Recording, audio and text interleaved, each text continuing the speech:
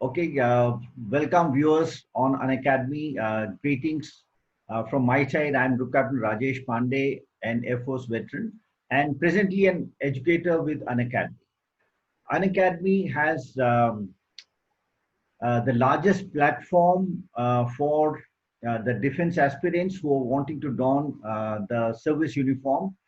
And in fact, there are close to about 40,000 defense aspirants.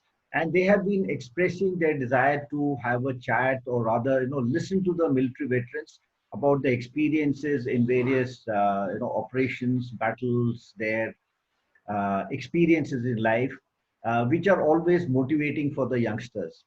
So today we are fortunate to have amongst us Group Captain Ashok Chaudia, who has been uh, the author of a book that we are going to discuss on Op Cactus. And he is been the part of this operation, and hence it is a great privilege for us to have him on board. So, viewers, we welcome Group Captain Ashok Kumar Chaudia, an Indian Air Force veteran, an author of the book Operation Cactus, Anatomy of one of India's most daring military operations. An Air Force veteran, Group Captain Ashok Chaudia has served the Indian Air Force for over 35 years. A logistics officer, he specialized as a parachute jump instructor, or PJIs as we call them, and a special forces instructor. He was a member of the Indian contingent to rescue President M.A. Gayoom of the Maldives, and the operation was codenamed Operation Cactus, and which took place in November 1988. As a parachute jump instructor at the Paratroopers Training School and as Commandant and Chief Instructor at Garud Regimental Training Center, he has trained paratroopers and Indian Air Force Special Forces personnel. He has undertaken test jumps with indigenously developed parachutes by the DRDO and headed the quality assurance and defect investigation of parachutes at the Ordnance Parachute Factory, Kanpur. He has, to his credit, over 500 parachute descents from 10 different types of aircrafts, including Charlie 13J Super Hercules. He also holds a Limca Book of Record for flying the first parachute formation in the Indian skies and is founding member of Akash Ganga, the skydiving team of the Indian Air Force. Discovery Channel has telecast a documentary based on the book, and a feature film on the subject is in the offing. He has been a senior fellow at the Center for Air Power Studies and has published and presented several papers. He guides university interns, conducts seminars and capsule courses for university students and young officers. So, with that, I would like to welcome Group Captain Chaudia. Thank you, Group Captain. It's a pleasure being with you. Yes, Group Captain Chaudia, it's entirely a pleasure at Unacademy to have you on board for this talk on Operation Cactus. And the learners have evinced a lot of interest. I have talked to them during various, lectures that we hold, and they have definitely evinced interest in wanting to know things from the horse's mouth. So that is where I thought it would be, best to get you to, talk to them. So with that, I welcome you on this show. Thank you, Group Captain Pandey. The subject is very close to my heart. So in a nutshell, if you could just tell us what this Operation Cactus is all about. On November 3, 1988, Male, the capital of Maldives, was a ravaged city. There was an attempted coup. A person called a Maldivian businessman, Abdullah Lutufi, had joined hands with Maheshwaran, the leader of People's Liberation Organization of Tamil Eelam. The plan was to overthrow the government of President Maumoon Abdul Gayoom. And the deal was that in case they succeeded, Maheshwaran would get couple of islands in the north of the country to carry on with his nefarious activities. So they set course on the 28th of October from Sri Lanka and headed towards the Maldives. President Gayoom, on an inkling, cancelled his visit to India and stayed put. So when these people reached there, he was still in the capital, and these people didn't know that he was available in the city. So they went on a rampage. They started shooting and killing people. They thought they had got control of the country. But President Mohammad Abdul Gayoom went into hiding into one of the houses in the city, and he started sending SOS messages to countries all over the world, to the US, the UK, whole lot of Commonwealth countries, Pakistan, Sri Lanka, India, and so many others. Most of the countries, they started contemplating whether or not to extend help. But India was fast enough, and we responded with concrete assistance. The Indian, under those trying circumstances, I think this can best be explained with. It's okay. So the president was hiding on the island of Malé, the capital city. As you can see, it measures about 2 kilometers by 1 kilometer. Mm-hmm. And the terrorists were on the prowl. They were looking for him in the capital city. The only way to reach the president and rescue him was by landing troops on this runway, which is on the another island of Ulule, where the airfield is. And this runway is about 2,600 kilometers from Agra, where the paratroopers were stationed, and they were supposed to, they were supposed to be launched from Agra. The distance, 2,600 kilometers, would take about 4 hours to reach.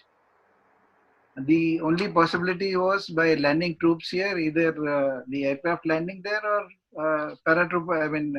troops being dropped using parachutes, and then traveling from the island of Ulule to Malé. Look at this runway. There's hardly any space around the runway shoulders where paratroopers could be dropped. So there was one challenge of dropping paratroopers. The other was even landing on this runway in the night without any aids was a tough task.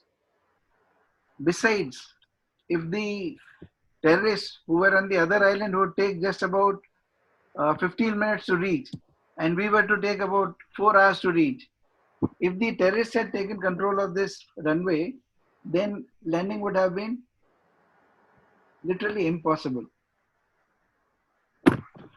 Under those circumstances, the Indian Air Force airlifted the paratroopers and landed them on the runway. The paratroopers took boats, speedboats, and headed towards the island of Malé, rescued the president. And the terrorists, some of them, they hijacked a merchant vessel. They took some hostages on board and fled towards Sri Lanka. They were chased by the Indian Navy and made to surrender. And the hostages were rescued. That's how ultimately the operation came to an end. President was rescued. The hostages were rescued, and we had no casualties on our side. Okay so इसको हम एक lightning operation भी बोलते हैं. सो आपको मतलब ऐसा क्यों बोला जाता है कि it is been a lightning operation? इसके ऊपर अगर आप प्रकाश डालें तो. यू कैन इमेजिन, जो पहली इंफॉर्मेशन इसके बारे में मिली थी कि वहां पर तांडव चल रहा है, उस समय प्राइम मिनिस्टर जो थे राजीव गांधी, वो पटना में थे और उनका आगे कलकत्ता जाने का प्रोग्राम था. उन्होंने वो कैंसिल किया, लौटे वापस जल्दी से. 11 साढ़े 11 बजे दिन में मीटिंग हुई. ऑर्डर्स जो थे वो करीब मिड डे, करीब 12-1 बजे ऑर्डर्स पास हुए कि इस ऑपरेशन को अंजाम देना है. और आगरा में जो पैराट्रूपर्स हैं उनको और 44 स्क्वाड्रन एयरफोर्स की तरफ से जो जिसने पार्टिसिपेट किया था, उनको जब हुक्म मिले, उसके बाद पहली खेप जो हवाई जहाज की थी, उसने टेक ऑफ किया और रात को 10 बजे हम लोगों ने हुलूले आइलैंड पर लैंड किया. और अगले दिन करीब 4:30 बजे तक प्रेसिडेंट को बचा सके थे, रेस्क्यू कर चुके थे। इस सब में आप इमेजिन करिए कि अखबारों में जब खबर छपी अगले दिन कि मालदीव्स में इस तरह का उपद्रव हुआ है और प्रेसिडेंट को बचाने के लिए फौज भेजी गई है, जब ये खबर छपी तब तक प्रेसिडेंट को ऑलरेडी बचाया जा चुका था। मतलब आप बोल रहे हैं कि सवेरे सवेरे 4:30 बजे तक उनको रिहा कर दिया गया था। जी, बचा लिया था और उनको एक सेफ बिल्डिंग में ले आए थे। So that is very I think yes, इसीलिए शायद इसको लाइटनिंग ऑपरेशन बोला जाता है। और will you throw some light on your role in this operation? A young flight lieutenant then, a parachute jump instructor posted in the paratroopers training school.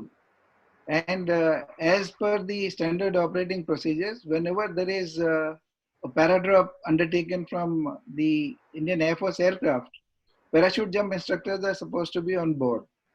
So in this operation, I had led a team of parachute jump instructors to assist in carrying out the paradrop in case that was required. That was not done. But subsequently, a need arose for someone to be on the island of Hulule to control a paradrop in case it was required subsequently. So in my capacity as a parachute jump instructor, I spent the entire night, the fateful night, on the island of Hulule, and next day went to Male also. Okay. So अगर हम बात करें एक decision making, because ऐसे operations में decisions, quick decisions and जिसे बोलते हैं appropriate decisions are very important. So any views on that? Of course, the decision making at the highest levels was very fast and very clear thinking was there. Prime Minister Rajiv Gandhi, as I mentioned earlier, he was in Patna, he cancelled his visit and he returned to Delhi. He was met by the three chiefs. I mean, two chiefs were away. The air chief and the naval chief were not there. The vice chiefs were officiating. And the army chief was there. And the diplomats suggested to the prime minister that it was in India's interest to assist the Maldivians in quelling this coup. So once the diplomats were unanimous that the assistance must be given, the army was asked whether they can do it. General V.N. Sharma was the chief that time. He said, yes, if given an opportunity, we can rescue the president. So the decision was to be made at that time whether to carry out a paradrop or to land the troops there.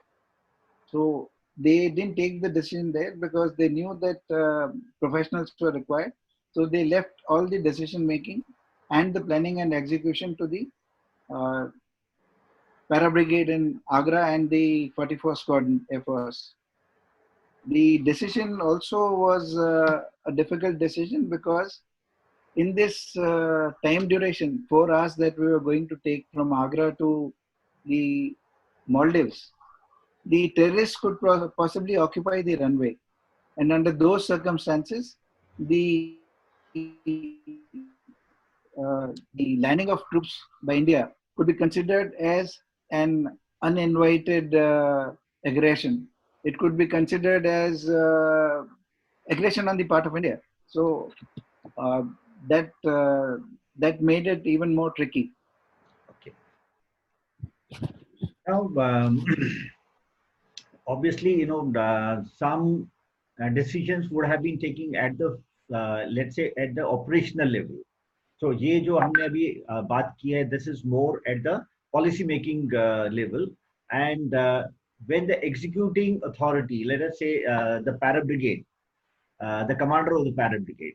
So, anything on that, the leadership, the decision taking. Again, at every level, the leadership was remarkable.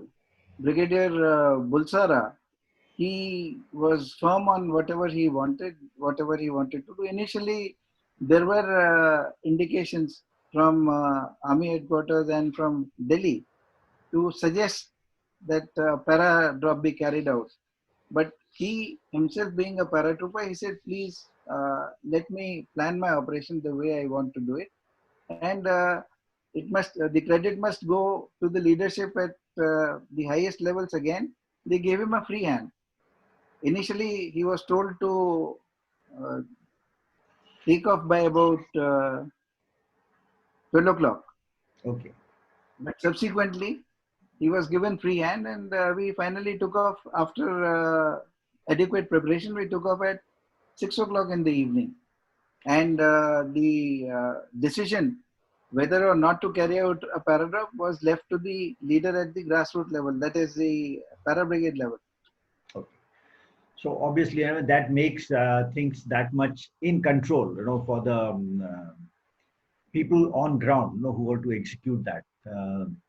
Now, obviously, अगर इस तरह का कोई operation होता है, so there are bound to be hurdles, there are bound to be difficulties, as we say, many a slip between the cup and the lip. So despite a lot of plans, there will be certain hurdles, certain difficulties. So can you recall some of them?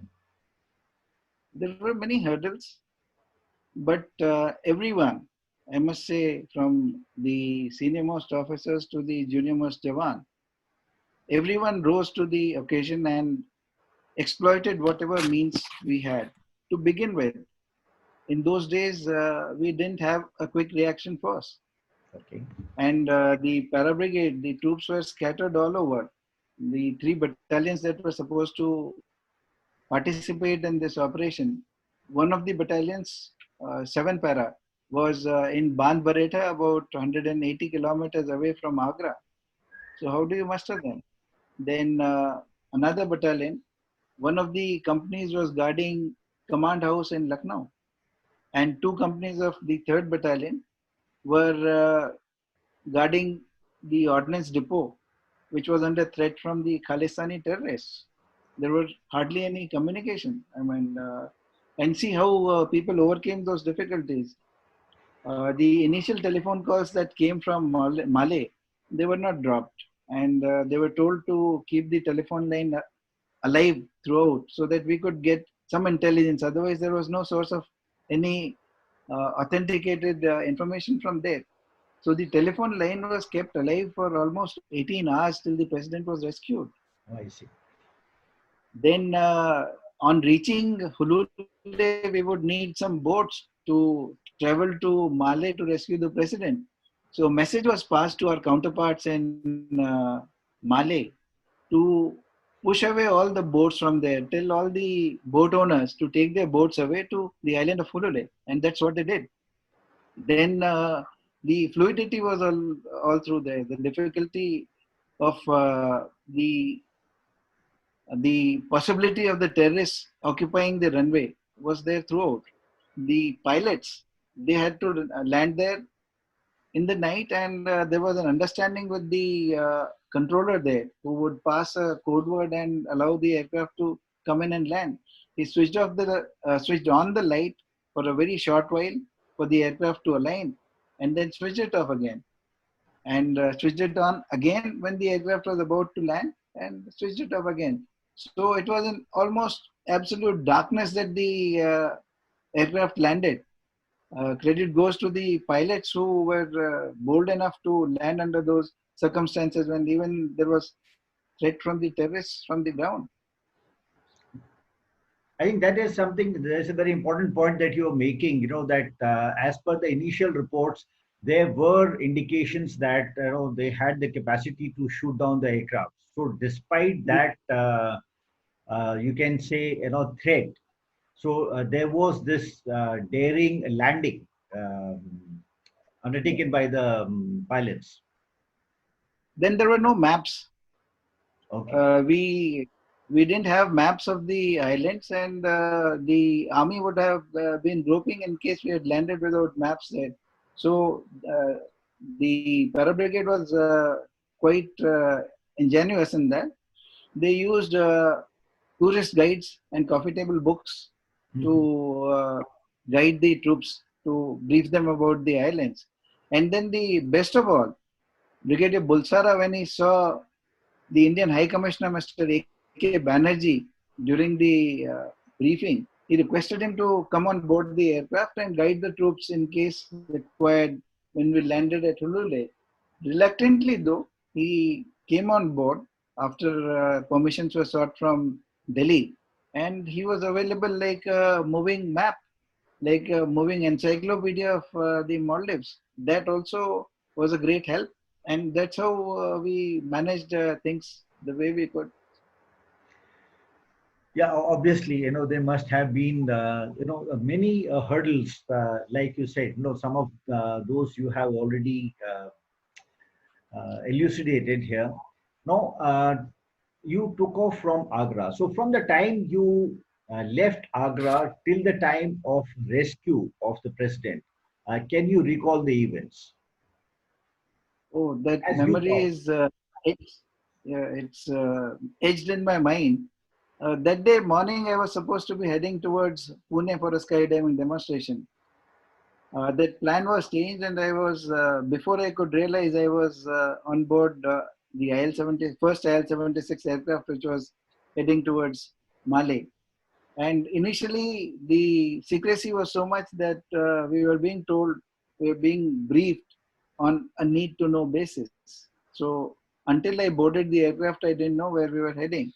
Going by the antecedents, I thought, and quite a few of the others who were on board the aircraft thought that we were heading towards Trivandrum or Sulur or some airfield in the southern part of India Mhm. for some operation in Sri Lanka, because those days, if you remember, Yes, the IPKF operations were in full swing in Sri Lanka.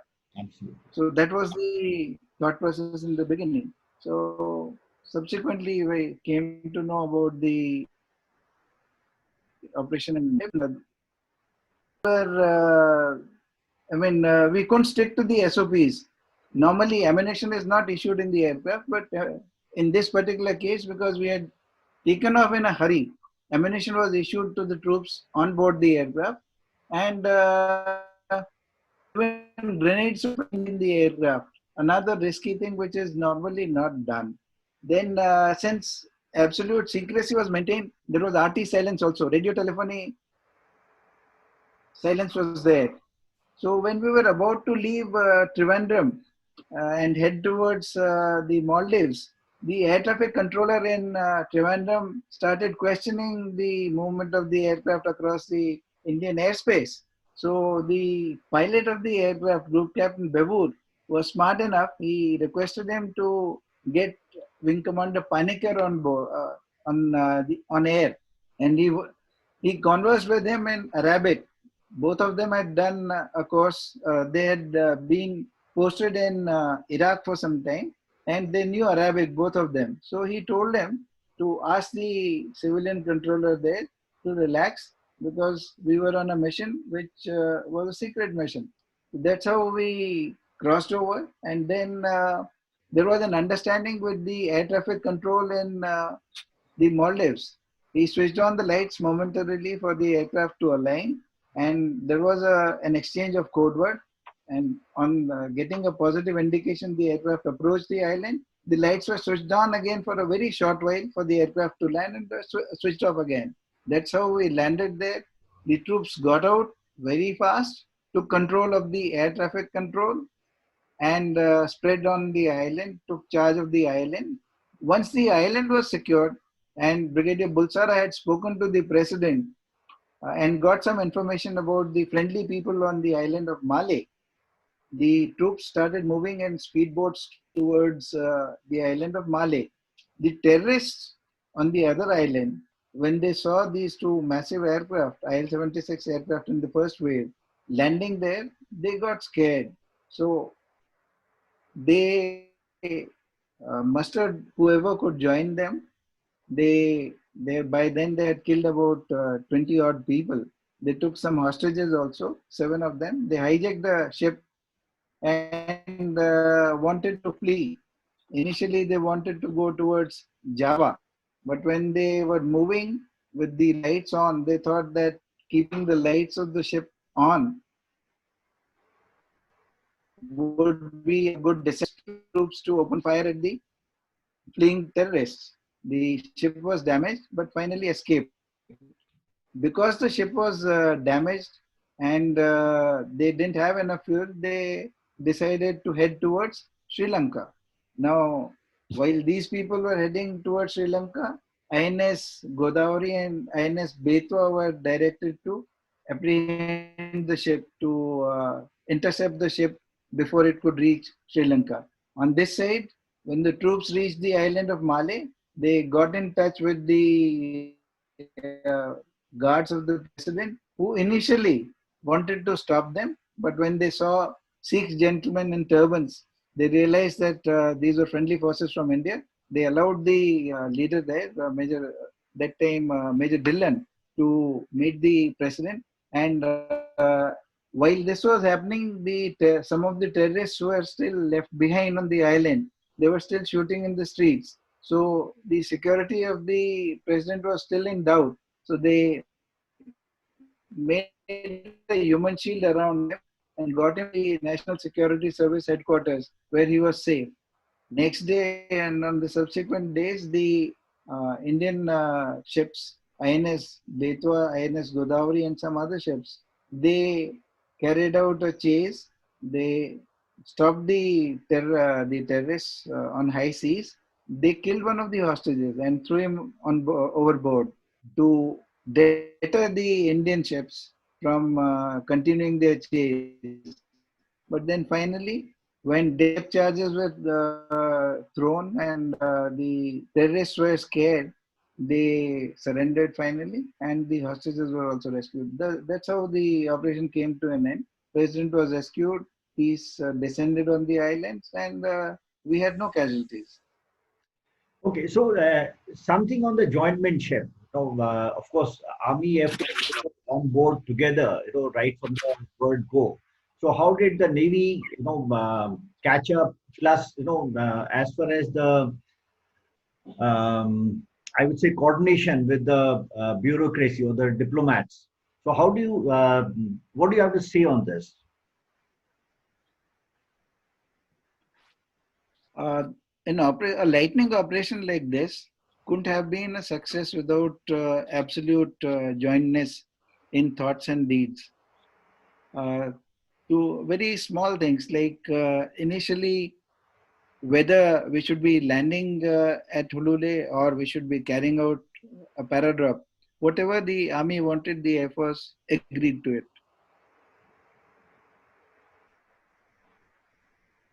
Well, the of carrying out a landing and paradrop also in that small restricted space. Initially, when the decision was to be made and it was being suggested, the Air Force didn't say that will not be able to carry out. But then sense prevailed on people and they decided not to carry out a paradrop. And as we were about to leave, because of the hurry in which we were moving, it just happened that the army top brass, Brigadier Bulsara and his aides and the troops who were supposed to participate in the lead force, the team that was supposed to lead the operation was in one aircraft, and Group Captain Goyal and Group Captain Babur, who were leading the Air Force formation, were in the other aircraft. So to facilitate that, last minute the crew of the aircraft were changed. I mean, such a thing doesn't normally happen. Once the author book has been signed, Form 700 has been signed, you don't change the crew of the aircraft, but it all goes to the jointmanship. I mean, the army wanted it a particular way, the Air Force let it happen that way. As I mentioned earlier, the issuing of ammunition on board, it's not a done thing. But then again, it's jointness. Unless you let the army prepare for it, they won't be on landing. They would not be able to get into the operation mode straight away. So whatever was required, and subsequently, Navy, they were supported throughout by the Indian Army on the island. Their rations, their other requirements, they were met by the army. So It was jointness all through. Even the diplomatic corps, as I mentioned, Mr. A.K. Banerjee, who was not supposed to be on board the aircraft, but he joined the troops and he was on board the aircraft. This speaks volumes about the jointness between the armed forces and between the armed forces and the diplomats. I think you're making a very good point. As when we select potential officers, or rather the candidates, who we select in the SSBs. So one of the very important traits that we look for is the ability to cooperate with each other towards a common goal. And I think that is something which doesn't come naturally to the people um, okay, no, it gets proved at such occasions, in such occasions, where those qualities they come to the fore. Right. So we also seen the involvement of fighters. So what was the fighters' role there? I believe the Mirages were involved there. The Mirages initially took off from Gwalior. They were supposed to be escorting information that the terrorists were in a position to shoot down. They were capable of shooting down an aircraft. So Mirages were flown, Mirage aircraft were flown, and they were positioned in Trivandrum. They were supposed to escort. But then subsequently the need was not felt, so they stayed put. Next day morning, it was decided to allow them to carry out low fly past over the islands. And that really worked because quite a few terrorists who were still hiding and probably shooting, they surrendered when they saw these aircraft and they thought that it was a mega operation and they had no chance. Okay. Now we see that there have been different reactions from the world over as far as the success of this operation were concerned, international level. Operation Cactus proved the prowess of Indian military and diplomacy. President Ronald Reagan of the United States, he said that this operation will promote regional security and stability in South Asia. Prime Minister Margaret Thatcher was more candid. She said that the Brits couldn't have done it. Time magazine devoted a full issue projecting India as a rising regional power. So it did a lot to salvage the, salvage the prestige of India, which had got some beating in Sri Lanka. Okay, now अगर हम देखें operation cactus को एक typically successful military operation माना गया है कि नहीं, क्योंकि इसके ऊपर बहुत ज्यादा चर्चा नहीं होती है, so what do you have to say on this? ऐसा होता है कि हिंदुस्तान में किसी ऑपरेशन को ऑपरेशन तब माना जाता है जब थोड़ा खून खराबा हो। ये दुखी करने वाली बात है, लेकिन जब तक कुछ कैजुअलिटीज नहीं हो तब तक ऐसा नहीं लगता है कि ऑपरेशन हुआ है। ऑपरेशन में जब ऑर्डर्स मिले उसके बाद करीब 6 घंटे में हवाई जहाज जो थे उसके थे और रात में भी ट्रूप्स पहुंचे वहां पे और करीब एक रात में 1600 ट्रूप्स आगरा से मालदीव्स में पहुंच गए, प्रेसिडेंट को बचा लिया और अगले दिन सवेरे होने तक अखबार में खबर आने से पहले प्रेसिडेंट को सिक्योर उसमें ले आए थे। इतना फास्ट हो जाने की वजह से लोगों का ध्यान इस तरफ गया नहीं, लोग तब भी श्रीलंका की तरफ देख रहे थे। इस कारण से इसके बारे में कम चर्चा होता है, कम बात करते हैं लोग। Perhaps maybe उन दिनों सोशल मीडिया भी नहीं होता था, so आजकल सोशल मीडिया में तो कोई अगर थोड़ा सा भी आहट भी होती है तो पूरा एक वाइल्ड फायर की तरह फैल जाती है। So maybe yes you are right के एक तो social media was not there, I feel that is also one of the reasons, and the number of casualties, which somehow we think that unless until there are casualties, it is not a big operation or a battle. And True. इसके कोई, are there any parallels to Operation Cactus in military history? काफी लोगों ने इस operation को दुनिया के दो सबसे डेयरिंग ऑपरेशन से कंपेयर किया है। एक था ऑपरेशन ईश 1943 में, मुसोलिनी को एक घर में नजरबंद किया गया था एक हिल टॉप पर इटली में, और हिटलर को के लिए बहुत जरूरी था कि किसी तरीके से मुसोलिनी को बचाया जाए। तो जर्मन पैराट्रूपर्स गए थे और उस हिल के स्लोप पर ग्लाइडर से उतरे थे और जाके मुसोलिनी को उन्होंने वहां से इवैक्यूएट किया था। दूसरा ऑपरेशन है ऑपरेशन थंडरबोल्ट। 1976 में एक प्लेन हाईजैक हुआ था जिसमें इजरायलीज थे और जिसको एंटबी एयरपोर्ट पर ले जाकर पैलेस्टीनियन टेररिस्ट ने लैंड किया था, फर्स्ट लैंड करवाया था।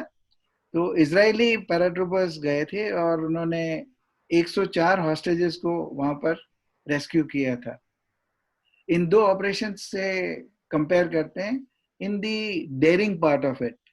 इस केस में ऑपरेशन कैक्टस में भी वहां पर सिचुएशन काफी डिफिकल्ट थी और उन हालातों में इंडियन ट्रूप्स ने लैंड करके और प्रेसिडेंट को बचाया था। इन तीनों केसेस में अगर जो जिसको हम रेड फोर्स बोलते हैं, दुश्मन की फौज जो होती है या टेररिस्ट जो थे, अगर वो वहां किसी भी तरीके से सबोटाज कर देते और हवाई जहाज को लैंड करने से रोकते, तो जो रेस्क्यू फोर्स गई थी वो वहीं पर राइट ऑफ हो जाती, लैंड करने से पहले ही तबाही मच जाती। कंपैरिजन में एक बात और आती है, जो ऑपरेशन ईस्ट था, जर्मनी का जो ऑपरेशन था जिसमें मुसोलिनी को इन्होंने बचाया था, उसमें उनको 6 महीने मिले थे प्लानिंग और एग्जीक्यूशन के लिए, और उनके जर्मन्स के हवाई जहाज टारगेट के ऊपर से कई बार उड़ के और रेकी करके जा चुके थे। तो उनके पास काफी इंटेलिजेंस भी थी और काफी मदद भी थी। ग्राउंड पर एक इटालियन जनरल उनकी मदद कर रहे थे। इजरायलीज के केस में जो हॉस्टेजेस वहां से छोड़ दिए गए थे और जो वापस आ गए थे फ्रांस में, उन लोगों से इजरायलीज को काफी इंफॉर्मेशन मिली थी और इजरायलीज को भी तैयारी करने के लिए 4-5 दिन मिले थे। जिन लोगों ने वहां पर एयर ट्रैफिक कंट्रोल की बिल्डिंग बनाई थी एंटबी में, वो लोग भी इसराइल में थे मौजूद। तो इस तरह से इसराइल को भी काफी सारी इंटेलिजेंस और मदद मिली थी। हम लोगों की केस में टाइम भी कम था और इंटेलिजेंस भी कम थी। ओके, सो अगर हम देखेंगे इसके, what are the main takeaways, as far as you are concerned, what are the main takeaways for operation from operation cactus?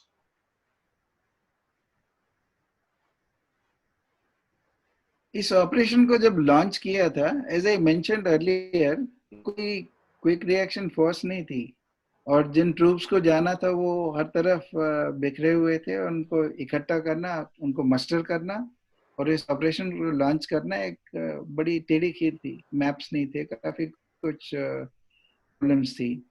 तो इससे मैं समझता हूँ कि जो मेन टेक अवे है, element of uncertainty is a part of all military operations. आप कितने भी ट्रेनिंग कर लें, कितने भी प्रिपरेशन कर लें, अनसर्टेनिटी हमेशा मिलिट्री ऑपरेशंस का एक इंटीग्रल पार्ट होती है। Inaction or waiting endlessly for the stars and the planets to align favorably is not a choice. आप इंतजार नहीं कर सकते हैं कि सब कुछ ठीक होगा तब हम ऑपरेशन लॉन्च करेंगे। ऑपरेशन को जब लॉन्च करना है तो लॉन्च करना है, आपके जो रिसोर्सेज हैं वो हैं। There are times to take well-reasoned risks and victory is its own validation. जब आप opportune समझते हैं moment, you have to launch the operation. You can't keep waiting. So I think those are the takeaways. So अगर हम बोलें कि are we ready for an Operation Cactus 2? अगर future में इस तरह के हालात कभी होते हैं, so are the Indian forces capable of successfully executing an Operation Cactus 2? Difficult question to answer because हर किसी इस तरह के ऑपरेशन के बाद में red force enemy sorry blue force that is the friendly force draws certain lessons, draws certain conclusions, and prepares for a similar thing in future. Similarly, the red force, the terrorists and the enemy force, they also learn and draw lessons. So in case an operation like this is to be carried out in future, there will probably be enough resistance at the time when the troops land. Having said that, I must also say that the armed forces today have much better capabilities in terms of reaching the targets. They have parachutes which can enable them to cover a distance of about 40 kilometers, 45 kilometers, and land on small targets the size of a, say, tennis court. So both the sides have drawn their, learned their lessons, and with the capabilities that we have today, I think it should be possible to undertake similar daring missions in future. Okay. So what are your most memorable moments of this whole operation? I think I'll share one thing which I got from Brigadier Bulsara. When we were heading towards Male, and he had already briefed his troops and he was sitting calmly in his seat in the aircraft. I had walked up to him, and I used to be very daring those days as a flight lieutenant. So I asked him to write something in my diary, what thoughts were going past his mind, or what was he thinking at that time. So this is what he wrote. He said, we'll secure the airstrip and the president by 1000 hours tomorrow. Look at the confidence of this leader. And sure enough, by 4:30 next morning, they had rescued the president. So this moment when he wrote this note for me is a very cherished moment for me. And this note, of course. Subsequently, the next day, when I went to the island of Male and met one of the senior officers of the Maldivian National Security Service, Major Mohammad Zahir, I requested him to take me to his president, Mr. Mohammad Abdul Gayoom. So he looked at me, a flight lieutenant, wanting to meet the president. But then he was kind enough. He said that I'll take you to him a little while later because he's resting. He has not slept for a long time. Then I told him that my job was done and I would be going back anytime. And if he could write something in my diary for me. So he wrote a message saying that the Maldivian National Security Service and the Maldivians were thankful to the Indian Armed Forces for the assistance given. And he gave me his cap badge and his formation sign. Okay. So those souvenirs are my cherished, I'll say, memorabilia and my most valuable possessions now. All right. So before we, let you go, a word for the youth, the defense aspirants, who are wanting to don the military uniform. I think my message to them would be what flows as a takeaway from the operation. Whenever they do anything in life, they may join the armed forces, they may not join the armed forces, but whatever they do, the element of uncertainty will always, they cannot eliminate the element of uncertainty. So they must not give up. They must fight back and use whatever resources are available to them to the best of their ability and try to execute missions in their lives. Okay, so thank you very much, Group Captain Chaudia. I think it's been a very enlightening talk that you have shared with the viewers. And once again, on behalf of An Academy, I thank you for this wonderful talk and having spared your valuable time. So thank you very much. Jai Hind. Thank you, Group Captain Pandey.